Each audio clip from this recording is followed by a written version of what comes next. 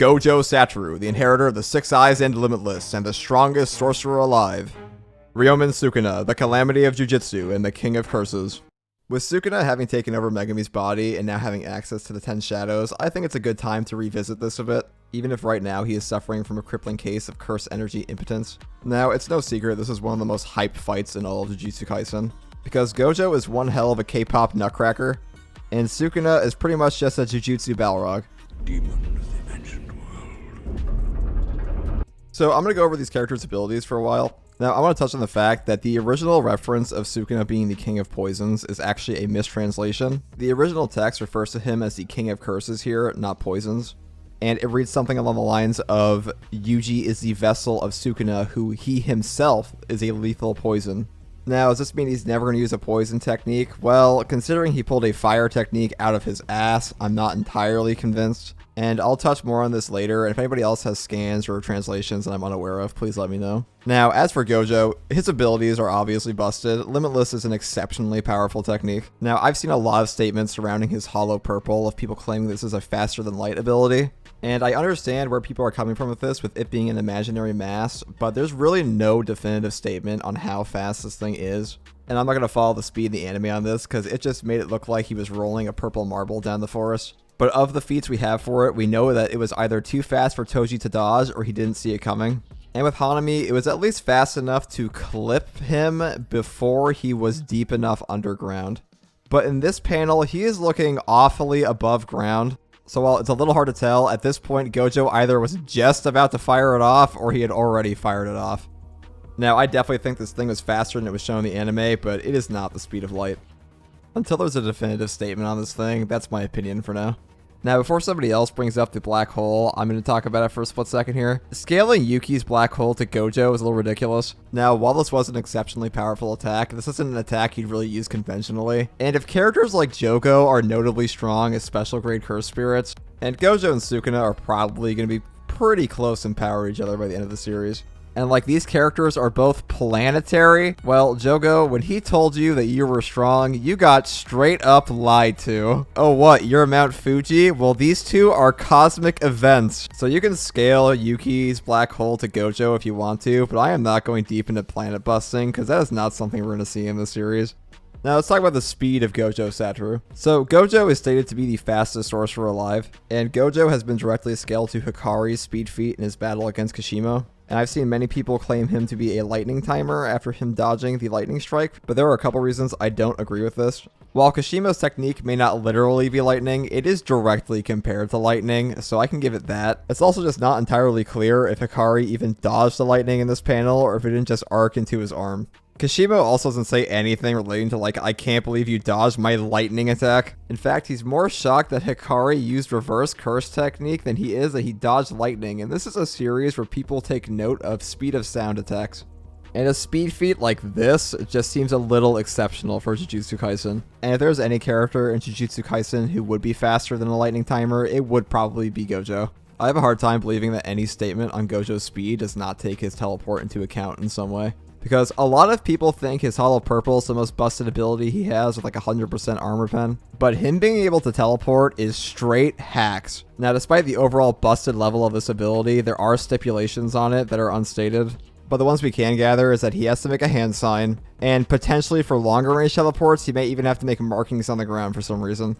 His best feat with his teleport is probably in his fight with Jogo, where he grabs Yuji from the Jutsu High and then teleports right back. And while it's not stated how far away from Jutsu High he was, when he left Yuji, he told him to watch some movies. And when he got back, Yuji was at like the very end of Fellowship of the Ring, and that is a long-ass movie.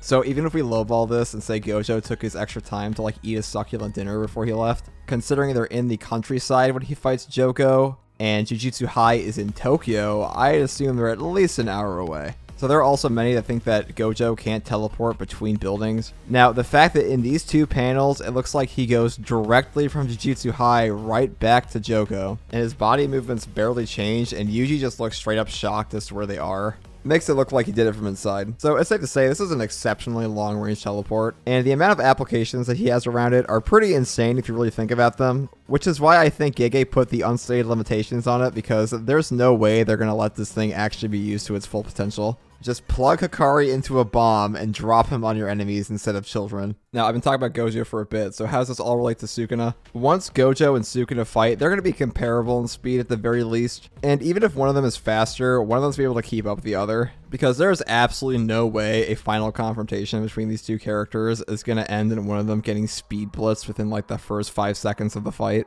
So as for Sukuna's abilities, at the time of making this video, we don't have his full curse technique, which is pretty sus. But Cleave and Dismantle have already shown to be exceptionally dangerous abilities. But the one I'm really going to focus on here is Cleave, because this is the one a lot of the community thinks can get through Gojo's Infinity. And while it does adjust itself to cut down somebody based on their curse energy, until we actually see these two abilities interact, it is a huge leap to say that it would punk Gojo in one hit. Also, let's touch on Gojo's 6 eyes for a second. Now, Limitless is OP and all, but the 6 eyes is like the true busted technique of Gojo. Like, the Gojo clan gets guys with Limitless all the time, but there can only be one guy with 6 eyes at a time. And guys with this ability are such a problem that Kenjaku has literally been hunting them for centuries and put this one in a GameCube. Like, thank God this is not Naruto and people can't just steal eyeballs. It will prove exceptionally hard for Sukuna to pull anything over on somebody with the 6 eyes. The amount of brain processing information on top of reading curse energy output is just ridiculous. However, despite the fact he has pseudo-infinite cursed energy, it does not mean he does not get tired, because using these 6 eyes does drain the user of stamina. At least outside of combat it does.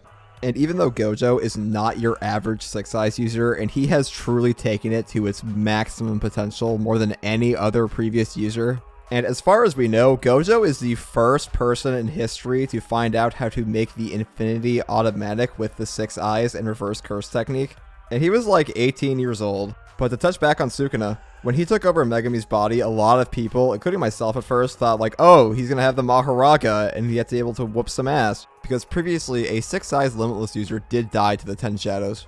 And first things first, this sounds to be a untamed Mahoraga, because as far as we know, nobody has ever tamed the Mahoraga. So this was probably an exorcism ritual similar to the one Megumi did. And now I think the Mahoraga may have a particular usefulness against a user of the 6 eyes and Limitless. Now, while I'm pretty sure that a Mahoraga would die to the Hollow Purple if he gets it all in one go, I am curious to see the interaction between the Mahoraga and Unlimited Void, because I don't know if you can overwhelm a Shikigami's brain like that. And there is definitely more to the Mahoraga than the one we see in the exorcism ritual. And just because the 6 eyes user was not Gojo Satoru does not mean he was pathetic. I've seen this stated, and that is a tremendous downplay. Having the 6 eyes alone makes it extremely difficult for the user to mess up with anything they do. The weakest 6 eyes Limitless user is still stronger than the majority of sorcerers in Jujutsu Kaisen. So I would probably hold judgment on the 10 Shadows until we see a fully tamed Mahoraga. If a little baby Shikigami like Divine Dog can hurt Hanami, this thing is going to clap them cheeks. But I touched a little bit on this in my Why Does Sukuna Want the 10 Shadows video. Sukuna did not seem to want the 10 Shadows for its actual Shikigami as much as he wanted it for its application of creating those Shikigami. Because Sukuna had no knowledge of the Mahoraga, or at least of the Mahoraga's abilities, until he personally fought it. Because 10 Shadows is probably a relatively new ability compared to something like the 6 eyes, and maybe even Limitless. And if you're wondering why I haven't really mentioned Red Reversal or Sukuna's fire technique, because while Red Reversal for most sorcerers is an exceptionally powerful ability, when you have something like Hollow Purple, there's no way he's not going to be using that primarily against someone like Sukuna. And Sukuna's fire technique, while more powerful than Jogo's, would really just make a bigger explosion against the Infinity Wall. Because the elephant in the room here is that this battle is absolutely going to end in 2 domain expansions. When you hear this, the chance of one of these characters dying goes up dramatically. Now, I still believe that Gojo bodies a 15-finger Megumi Sukuna, because what this fight is really going to boil down to is Malevolent Shrine versus Unlimited Void. And a 15-finger Malevolent Shrine, I just don't see beating out Unlimited Void. At best, it might be able to match it. Now, Gojo's real best option if he can't beat a 20-finger Sukuna's Malevolent Shrine would be to teleport out of it. Now, some of you may think that he could use an application of blue to like warp Malevolent Shrine slashes. Now, I don't think that Malevolent Shrine slashes have any mass. I'm fairly certain that they're just cursed energy. And these are 2 of the only characters in Jujutsu Kaisen that can use a domain expansion and another curse technique immediately after. because most of the characters in this series need to be tossed into a fucking back to tank once they finish using their domain expansions. Now, I've been speculating a lot in this video, but I'm going to enter into pure speculation territory here. The way the narrative talks about Sukuna and his reputation in the world of Jujutsu Kaisen, it makes him seem like he was truly just a unstoppable entity. When Gojo is asked if he can beat Sukuna, he pauses for like a millisecond before answering. Because this is like Yuji asking Floyd Mayweather if he could beat the greatest gladiator in all of ancient Rome. And I think Gege did this on purpose. Because like us, the reader, Gojo isn't entirely sure how strong Sukuna was. While I do think he is honestly confident he can beat him, there has to be some part of him that wonders to himself, how strong was this guy? Because as far as we know, nobody in the modern day really knows Sukuna's curse techniques, or they've all been strangely tight-lipped about it. The characters I would say 100% know are Kenjaku and Angel, and Kenjaku's a gigabrain that doesn't help anybody but himself, so it is awfully unfortunate that one of our major sources of plot reveal is currently napping. So as far as we know, based on purely reputation and word of mouth, from the mouth of Gojo Satoru himself, he says this guy would be a hard fight. Like, if you like one of these characters, you're going to want to see everything at their disposal, because, like, this is probably the only chance you're really going to get for it. It's possible Yuji and Megumi get a buff to be as strong as Gojo and Sukuna. And while their fight would probably be a banger too, this is the real scrapping. When Gojo takes that blindfold off and wraps it around his fist, someone is going to fucking die. I'm really hoping we don't see like some nerfed version of one of these two characters fight each other. I want to see Limitless pushed to its absolute limit, and I want to see a truly serious Gojo take someone as an actual threat. And vice versa with Sukuna.